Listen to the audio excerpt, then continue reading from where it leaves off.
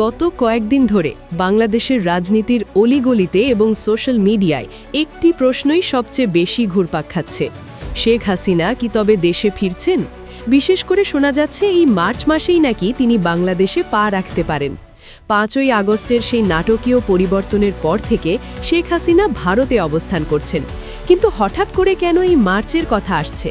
আওয়ামী লীগের পক্ষ থেকে কি এমন কোনো ইঙ্গিত দেওয়া হয়েছে, নাকি এটি কেবলই একটি গুজব? আজকের ভিডিওতে আমরা এই পুরো বিষয়টি নিয়ে বিস্তারিত আলোচনা করব। আমরা দেখব আন্তর্জাতিক অপরাধ ট্রাইব্যুনালের রায়, ভারতের অবস্থান এবং দেশের বর্তমান পরিস্থিতির নিরিখে তার ফিরে আসা কতটা সম্ভব। না টেনে ভিডিওটি শেষ পর্যন্ত দেখুন, কারণ আজকের বিশ্লেষণটি খুবই গুরুত্বপূর্ণ। প্রথমেই আসা যাক এই মার্চের আলোচনা কেন শুরু হলো। আপনারা জানেন, মার্চ মাস বাংলাদেশের ইতিহাসের জন্য একটি বিশেষ মাস, স্বাধীনতার মাস, শেখ মুজিবুর রহমানের জন্মবার্ষিকী। প্রতি বছর আওয়ামী লীগ এই মাসে বড় বড় কর্মসূচি পালন করে থাকে। সম্প্রতি কিছু ভার্চুয়াল সভায় শেখ হাসিনাকে বলতে শোনা গেছে, আমি আসব, খুব তাড়াতাড়িই আসব। এই একটি বাক্যই সমর্থকদের মধ্যে আশার আলো জাগিয়েছে। অনেক সমর্থক দাবি করছেন মার্চ মাসে একটি রাজনৈতিক শোডাউনের মাধ্যমে তিনি দেশে ফিরতে পারেন। কিন্তু প্রশ্ন হলো, আইনি এবং নিরাপত্তা পরিস্থিতির কথা চিন্তা করলে এটি কি আদৌ বাস্তবসম্মত? আবেগের বাইরে যদি আমরা বাস্তবতায় আসি, তবে শেখ হাসিনার ফেরার পথে সবচেয়ে বড় বাধা হলো আইনি জটিলতা। 2025 সালের শেষ দিকে বাংলাদেশের আন্তর্জাতিক অপরাধ ট্রাইব্যুনাল তাকে মানবতা বিরোধী অপরাধের দায়ে অভিযুক্ত করেছে। এমনকি তার বিরুদ্ধে গ্রেফতারি পরোয়ানা ও কিছু ক্ষেত্রে সর্বোচ্চ সাজার আদেশও জারি হয়েছে। এমন পরিস্থিতিতে তিনি যদি বাংলাদেশে পা রাখেন, তবে বিমানবন্দরেই তাকে গ্রেফতার করার বাধ্যবাধকতা রয়েছে বর্তমান সরকারের। অন্যদিকে অন্তর্বর্তীকালীন সরকার এবং বর্তমানে জয়ী হওয়া রাজনৈতিক শক্তিগুলো, যেমন বিএনপি বা অন্যান্য দল, পরিষ্কার করে দিয়েছে যে তাকে বিচারের মুখোমুখি হতেই হবে।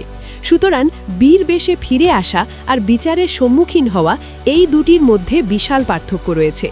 শেখ হাসিনার দেশে ফেরা কেবল বাংলাদেশের অভ্যন্তরীণ বিষয় নয়, এটি এখন একটি আন্তর্জাতিক ইস্যুতে পরিণত হয়েছে। ভারত তাকে আশ্রয় দিয়েছে, কিন্তু বাংলাদেশের বর্তমান সরকার বারবার তাকে ফেরত চাইছে। ভারতের জন্য এটি একটি বড় কূটনৈতিক সংকট। দিল্লি কি তাকে ফেরত দেবে, নাকি তিনি নিজেই স্বেচ্ছায় ফিরবেন? কূটনৈতিক বিশ্লেষকরা বলছেন, ভারত চাইবে না তাদের একজন বিশ্বস্ত বন্ধুকে বিপদের মুখে ঠেলে দিতে। তবে বাংলাদেশের সাথে সুসম্পর্ক বজায় রাখতে হলে ভারতকে কোনো না কোনো সময় একটি কঠিন সিদ্ধান্ত নিতেই হবে। এই মার্চের গুঞ্জন কি তবে ভারতের কোনো সবুজ সংকেত, নাকি এটি কেবলই রাজনৈতিক চাপ তৈরির কৌশল? দেশে ফেরার জন্য যে অনুকূল পরিবেশ দরকার, তা কি এখন বিদ্যমান? আওয়ামী লীগের অনেক নেতাকর্মী এখনও আত্মগোপনে বা মামলার জালে বন্দী। দলটির সাংগঠনিক কাঠামো এখন অনেকটা অগোছালো। এমন অবস্থায় দলের প্রধান দেশে ফিরলে বিশৃঙ্খলা সৃষ্টির আশঙ্কা থাকে কিনা, সেটিও একটি বড় প্রশ্ন। আবার বিপরীত দিকে গত নির্বাচনে জয়ী দলগুলোর জনপ্রিয়তা এবং অন্তর্বর্তীকালীন সরকারের সংস্কার কাজের গতিও শেখ হাসিনার ফেরার বিষয়টিকে প্রভাবিত করবে।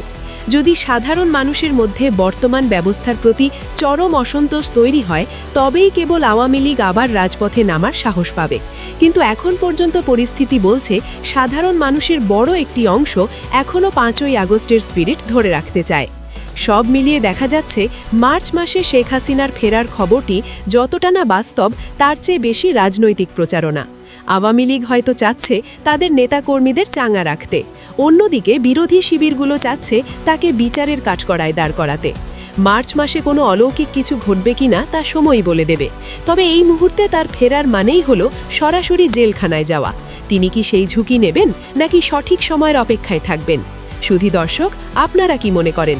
শেখ হাসিনা কি সত্যিই এই মার্চে বাংলাদেশে ফিরবেন, নাকি এটি কেবলই রাজনৈতিক চাল? কমেন্ট বক্সে আপনার মতামত আমাদের জানান।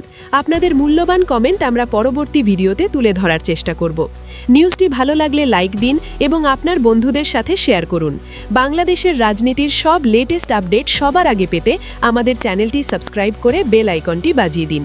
আজ এ পর্যন্তই, দেখা হবে পরের কোনো ভিডিওতে। আল্লাহ হাফেজ।